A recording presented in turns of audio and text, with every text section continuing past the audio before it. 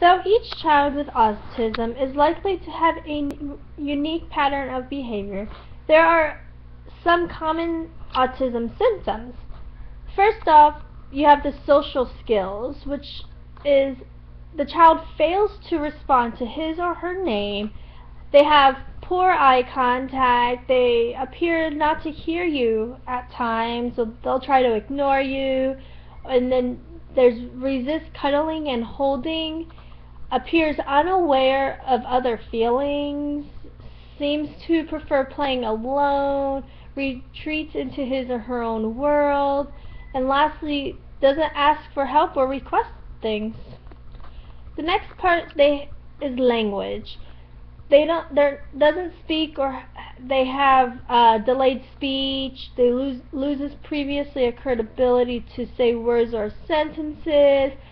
They'll doesn't make eye contact with making requests, speaks with abnormal tone or rhythm, may use a sing-song voice or a robot-like speech, can't start a conversation or keep it going, may repeat words or phrases, but doesn't understand how to use them, and lastly, doesn't appear to understand simple questions or directions.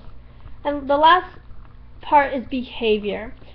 Performs repetitive movements such as rocking, spinning, or hand flapping, develops specific routines or rituals, and becomes disturbed at the slightest change, moves constantly, may be fascinated by details of an object such as the spinning wheels of a toy car, but doesn't understand the big picture of the subject, may be unusual sensitive to light, sound, and touch, and yet obvious to pain, does not engage in imitative or make-believe play, may have odd food preferences such as eating only a few foods or craving items that are not food such as chalk or dirt, and lastly, they may perform activities that could cause self-harm such as headbanging.